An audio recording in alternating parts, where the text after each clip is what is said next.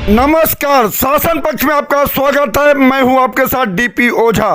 दिल्ली में चुनाव जीतने को लेकर संग्राम छिड़ा हुआ है। सभी पार्टियों की निगाहें पूर्वांचल के लोगों पर है। इसी पर बात करने के लिए हमारे साथ हैं भाजपा नेता ठाकुर सूर्यकांत सिंह। और अगर आप बात करें तो करावल नगर विधानसभा में जो है पूर्वांचल का गढ़ माना जा रहा है। पूरी दिल्ली में 35 सीटों का है पूर्वांचल का, खाली करावल नगर नहीं। और मैं अगर आम आदमी पार्टी छोड़ के बीजेपी में आ रहा हूं तो खाली विधानसभा करावल नगर के लिए नहीं आ रहा। मुझे दिल्ली में पूर्वांचलों के लिए हक की लड़ाई लड़ने के लिए आ रहा हूं। खाली ये टारगेट नहीं कि मेरा करावल नगर विधानसभा जीत जाऊंगा, उससे सरकार बन जाएगी, मेरा उद्देश्य नहीं। मेरा उद्देश्य साफ साफ है कि पूर्वांचल 65% दिल्ली के अंदर है और सबसे बड़ी दुर्दशा अगर है दिल्ली में तो पूर्वांचलियों की है। आम आदमी का 10 साल देख लिया उन्होंने, 10 साल में कुछ हुआ नहीं है, इसलिए उम्मीद लगा के बैठे हैं कि अब भाजपा ही इसका बेड़ा पार कर सकती है। चाहे सड़क का हो, चाहे सीवर का हो, चाहे नाली का हो, चाहे जमुना की सफाई का हो, चाहे छठ की घाट की पूजा की हो।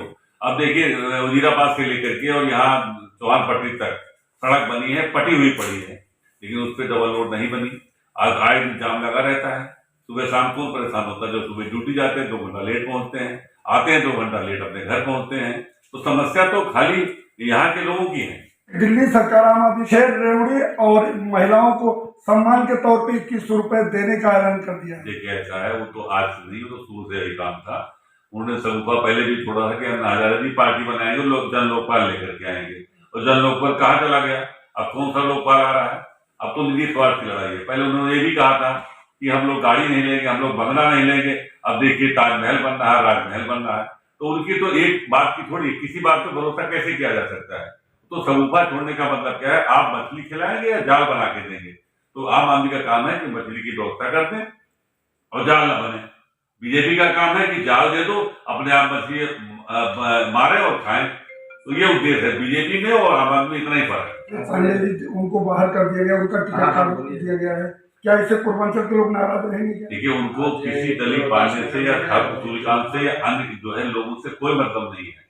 उनके पास एक मकसद है कि जो कम्युनिस्ट विचारधारा के व्यक्ति हैं उनकी जरूरत है। इससे बाहर आप हमसे क्या बात करते हैं और अंदर बैठ के क्या प्लान करते हैं? मैंने तो अंदर से जाके देखा है। तकलीफ इस बात की है, ये विचारधारा क्या है इनकी। इस विचारधारा से अगर चलेंगे तो ये तो हमारा जो है मतलब सबसे बड़ी दुर्दशा पूर्वांचलों की होनी है, क्योंकि ज्यादातर उत्तर भारतीय लोग दिल्ली में आके बसे हैं, चाहे नौकरी करते हो, चाहे बिजनेस व्यापार करते हो, उनकी दुर्दशा है। तो उनकी आयु डिवाइड कम होती जा रही है, प्रदूषण उनके सिर पे चढ़ रहा है, सुविधा उनके पास है नहीं। दरवाजे की हालत देखो, नाली गंदगी सब पड़ी हुई है, स्वच्छ पानी मिल नहीं सकता है। लेकिन उनको जरूरत यह है कि बेरोजगारी है, रोजगार है, रोजगार करने के लिए आना।